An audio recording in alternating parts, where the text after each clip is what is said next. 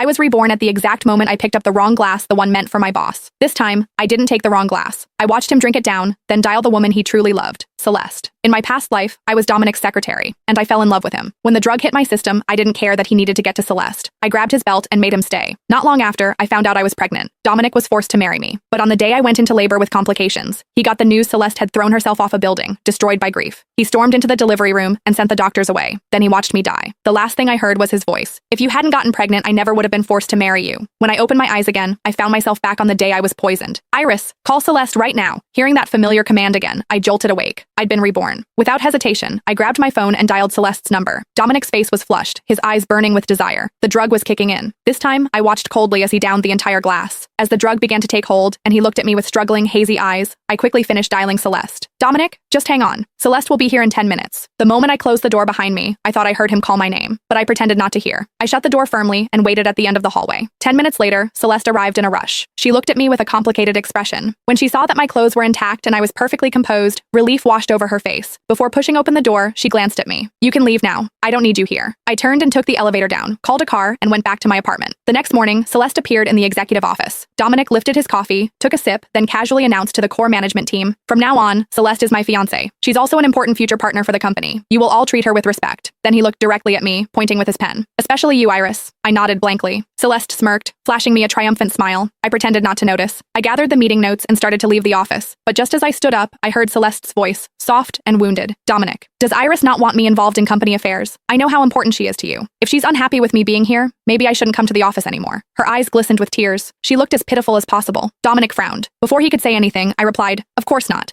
But if you're not satisfied with me, I'll make sure to stay out of your sight from now on." Without waiting for Dominic's reaction, I walked straight back to my office. Half an hour later, my office door swung open, and there he was, Dominic, staring at me with dark, stormy eyes. Instinctively, I wanted to close the door. I didn't want to deal with him, but Dominic blocked it with his arm, frowning as he looked at me. "Are you avoiding me? Why?" He leaned in closer, studying my face. "Are you upset? Because of Celeste?" I quickly shook my head. "No, I'm happy for you. You and Celeste finally get to be together." His eyes flickered with something unreadable. He seemed dissatisfied with my answer. "Is that the truth? Or are you just being passive-aggressive?" Then he scoffed. "Iris, don't tell me you still haven't gotten over me. 3 years ago at the company party, you kissed me when you were drunk. You think I didn't notice? The smartest thing you ever did was never confess. Because if you had, I would have laughed in your face. Laughed at how pathetic and delusional you are." He chuckled to himself, then walked over to my desk and yanked open the bottom drawer. He grabbed a thick stack of printed journal pages and scattered them across the floor, stepping on them. He leaned down close to my ear, his voice low. "I came here to tell you something. Yesterday, when I drank that wine, I saw the look in your eyes. You wanted to be the one to help me, didn't you? Thank God you didn't. Because if you had, I would have been disgusted for the rest of my life. You're not worth it." My heart clenched painfully. Even though I decided not to love him in this life, hearing those cruel words still hurt. After warning me to stay away from him and not make Celeste uncomfortable,